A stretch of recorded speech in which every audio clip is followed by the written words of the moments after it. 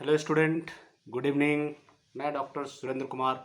आज हम लोग एमपीएससी 6 पर चर्चा करेंगे। जो आप लोग का दिसंबर माह में एग्ज़ाम निर्धारित था, वह एग्ज़ाम अब आप लोगों का 20 जनवरी 2022 से निर्धारित है। इसलिए हम लोग देखते हैं कि एमपीएससी 6 में कौन से अति महत्वपूर्ण प्रश्न बनते हैं, जिसको पढ़ लिया जाए तो आप लोग का परीक्षा बहुत ही अच्छे ढंग से हो पाए। तो चलिए हम थोड़ी सी बेसिक जानकारी मैं आप लोगों को दे दूं कि एमपीएससी 6 में पढ़ना क्या है। एमपीएससी 6 में आपको पढ़ना है शांति और द्वंद्व अध्ययन। क्या पढ़ना है? शांति और द्वंद्व अध्ययन पढ़ना है।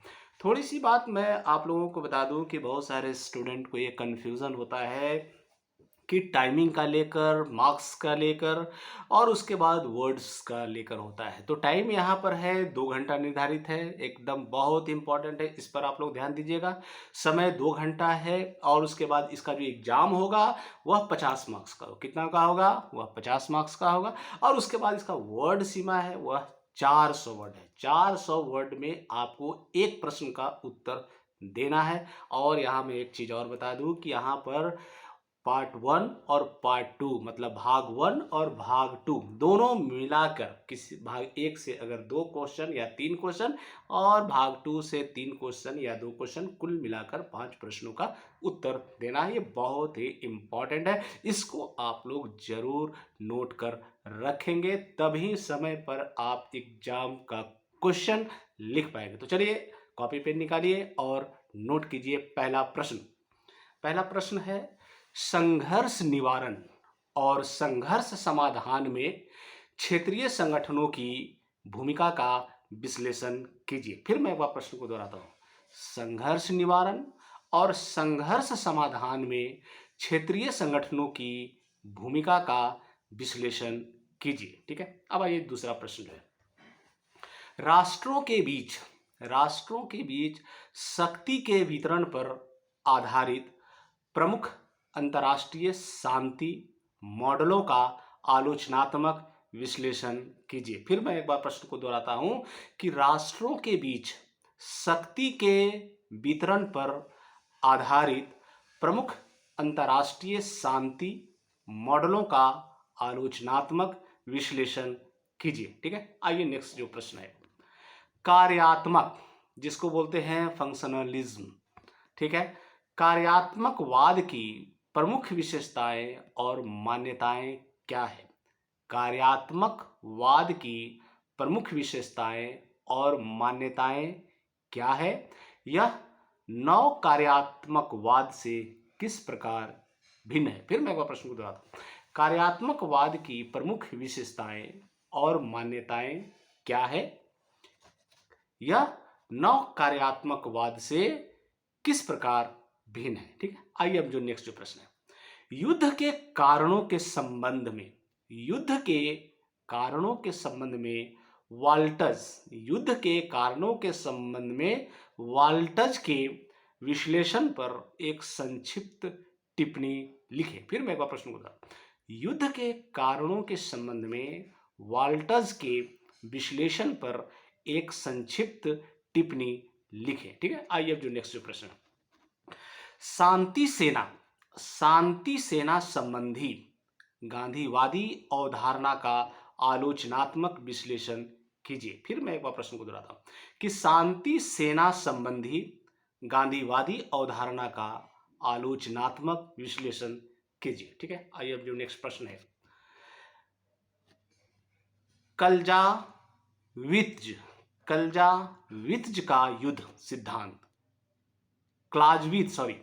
क्लाज़वित्ज का युद्ध सिद्धांत युद्ध के पारलौकिक दर्शन और महाक्रांति मत से किस प्रकार भिन्न है? फिर मैं प्रश्न करता हूं, क्लाज़वित्ज का युद्ध सिद्धांत युद्ध के पारलौकिक दर्शन और महाक्रांति मत से किस प्रकार भिन्न है? ठीक है, अब नेक्स्ट जो प्रश्न है, शांति के संदर्भ में राज्य और समाज के अंतः संबंध की चर्चा करें। फिर मैं वो प्रश्न को दोहराता हूं कि शांति के संदर्भ में राज्य और समाज के अंतः संबंध की चर्चा करें। ठीक है, आइए नेक्स्ट जो प्रश्न है, यूएन व्यवस्था के अंतर्गत द्वंद्वों के यूएन व्यवस्था के अंतर्गत द्वंद्वों के शांतिपूर्ण समाधानों के कुछ तरीकों को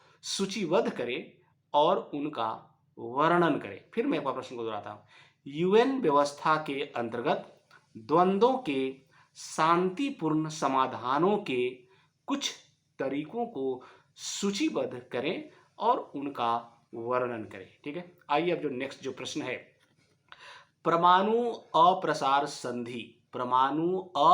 संधि पर एक संक्षिप्त टिप्पणी लिखिए। फिर मैं एक बार प्रश्न को दोहराता हूं कि परमाणु अप्रसार संधि पर एक संक्षिप्त टिप्पणी लिखिए। ठीक है, आइए अब जो नेक्स्ट जो प्रश्न है, शीत युद्ध विरोधियों से संघर्ष या परमाणु युद्ध से भय के माध्यम से अपनाई जाने वाली कार्यनीतियों की समीक्षा कीजिए। फिर मैं आपका प्रश्न को दोहराता हूं, शांति युद्ध विरोधियों से संघर्ष या परमाणु युद्ध से भय के माध्यम से अपनाई जाने वाली कार्यनीतियों की समीक्षा कीजिए। ठीक है, आइए नेक्स्ट जो प्रश्न है, शस्त्र नियंत्रण और निरस्त्रीकरण के संक्षिप्त इतिहास की चर्चा कीजिए। फिर मैं प्रश्न को दोहराता हूं कि शस्त्र नियंत्रण और निरस्त्रीकरण के संक्षिप्त इतिहास की चर्चा कीजिए। फिर मैं नेक्स्ट जो प्रश्न है उसको बताता हूं, सीमित युद्ध की संकल्पना को विस्तार से बताइए। फिर मैं एक बार प्रश्न को दोहराता हूं कि सीमित युद्ध की संकल्पना को विस्तार से बताइए। ठीक है, आइए नेक्स्ट जो प्रश्न है, न्याय के अंतर्राष्ट्रीय कोर्ट पर एक लेख लिखिए। फिर मैं वह प्रश्न को दोहराता हूं, न्याय के अंतर्राष्ट्रीय कोर्ट पर एक लेख लिखिए। ठीक है, आइए नेक्स्ट जो प्रश्न है, शांति की नकारात्मक और सकारात्मक संकल्पनाओं की चर्चा करें। शांति की नकारात्मक और सकारात्मक संकल्पनाओं की चर्चा करें। ठीक है, आइए अब जो नेक्स्ट जो प्रश्न है, संसदीय कूटनीति क्या है विस्तार से बताइए। संसदीय कूटनीति क्या है विस्तार से बताइए। एंड लास्ट जो क्वेश्चन है, भारत और पाकिस्तान के मध्य विश्वास बढ़ाने की पहलों CBMS का महत्व वर्णन करें। ठीक है, फिर मैं वह प्रश्न था, भारत और पाकिस्तान के मध्य विश्वास बढ़ाने की पहलों अर्थात CBMS का वर्णन करें। ये मैं आपको 15-16 प्रश्न दिया हूं और मुझे आशा ही नहीं पूर्ण विश्वास है कि इससे प्रश्न आप लोगों को परीक्षा में जरूर पूछे जाएंगे। एक बात और मैं बता दूं कि आप लोग मेरे YouTube चैनल पर जाकर देख सकते हैं, इसका उत्तर खोज सकते हैं, बहुत सारे इसके उत्तर वहां YouTube पे उपलब्ध हैं, उसका आप लोग लाभ जरूर उठाएं। थैंक यू, धन्यवाद।